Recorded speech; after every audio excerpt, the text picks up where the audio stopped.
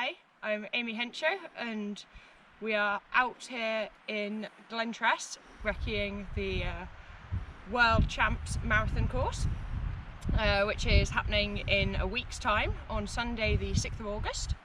So we've actually got a full female squad, which is really awesome, and so it's 10 girls, some of the best marathon racers in the UK, all representing GB here in home worlds. It's a pretty amazing opportunity, and we're just about to drop into, I think this trail's called Edge of the World, and I've been telling everyone how gnarly and enduro-y this trail is, and it turns out we rode the enduro line last time, so it's time to use the XC bike on an XC line. And this is where we join the Southern Upland Way, and it really starts to get hard and steep and loose.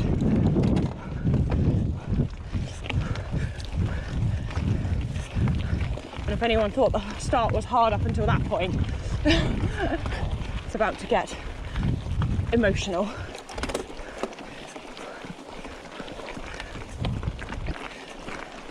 So this point's about 5 kilometres into the course now. So with that headwind going out of the start as well, it's unlikely to have broken up at all. So we'll all be hitting this loose section where line choice starts to be a problem. All as a big group.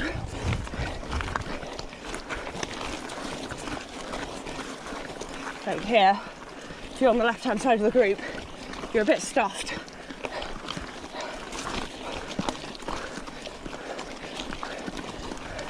I suspect a lot of people are going to be off their bike running.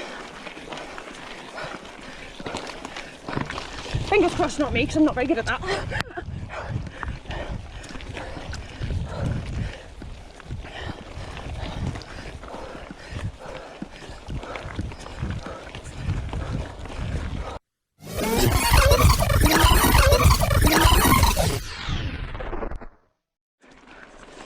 So we're just discussing that choosing what point to fuel up here is going to be quite difficult. It's very narrow and just continuously steep. So I think this point is probably the best. Maybe like, what are we getting into now? 25 minutes into the race, you definitely want to be thinking about taking a gel. So maybe strapping something to your bottle so that you can just grab it quickly while you're going up here. I think so, yeah. Not that much further. But this is the section that's really going to be tough, and I think maybe the front couple of riders might get through. But I think everyone else is going to be walking this bit in a moment.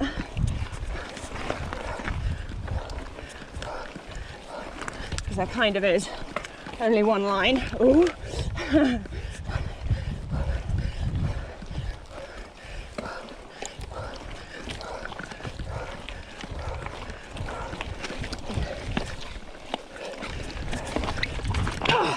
I can't even do it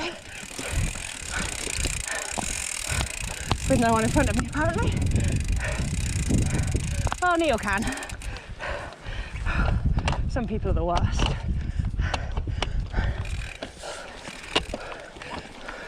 Possibly should have gone for a higher gear. Oh, you take a top. Yeah. I was an eagle. There you go. Higher gear required.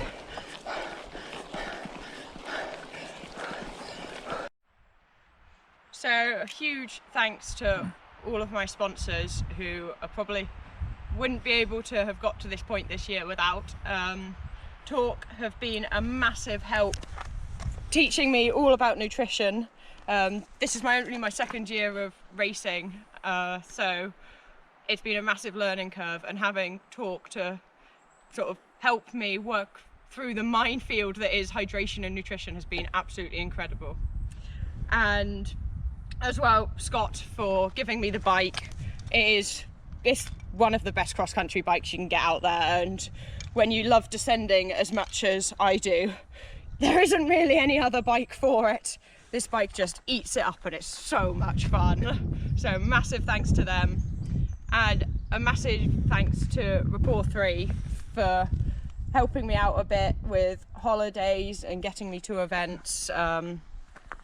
Yeah, they've been massively enthusiastic and helpful and understanding of the fact that I need to train and that life isn't all about work as well, but having that work-life balance and getting to be out here is pretty awesome. So, and lastly, thanks to Schwalbe, who kindly have supplied me with some tyres at the cross-country champs last week.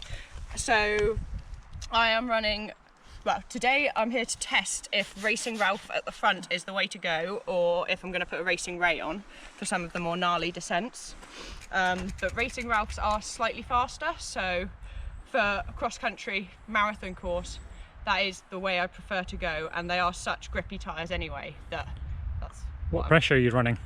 I think that'll depend on weather conditions as well. So as standard, I run about 18 psi, 18, 19, but if it does get really mucky and wet, and for example if New York and repeat offender are wet, then running slightly less pressure at the front, maybe 17 psi, just that 1 psi makes a massive difference.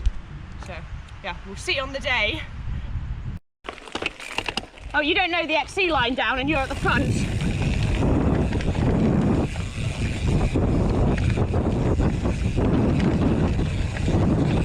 I think we're keeping left at some point. Oh yeah.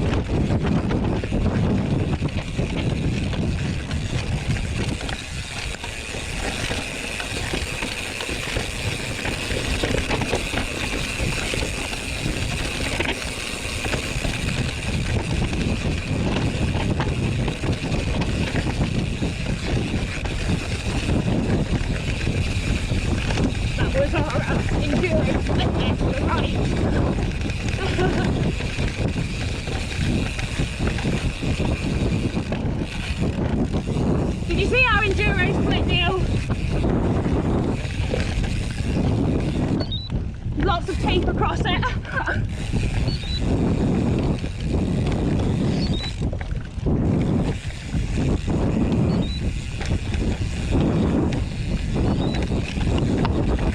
And we're rejoining.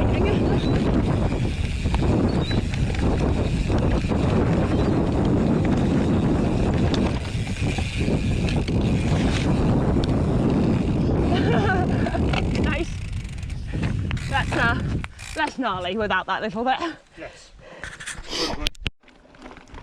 So we're about 70 kilometres into the course now. We've got 30k to go, and this is where we hit the water road, which is the back way into the top of Glentress.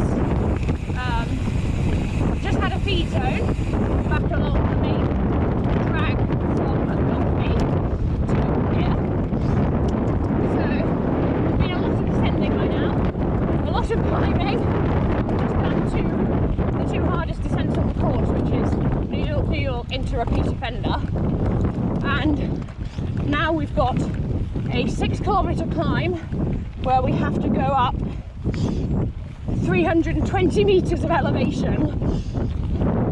So it's quite a long way. The gradients change quite a lot over the course of it. And it's a headwind. And it's probably going to always be a headwind. It's always been a headwind when I've been up here. And just to add to the mix, it's pretty grassy too. So it's hard.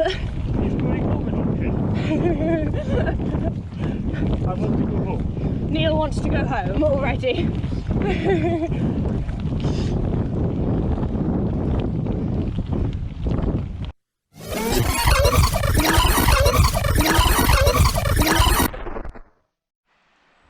So that's the first 3/4 of the course recce'd, and we're now about to drop into the bottom of Glentress.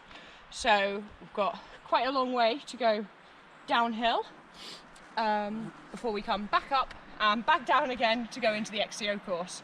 So that is the end of part 1.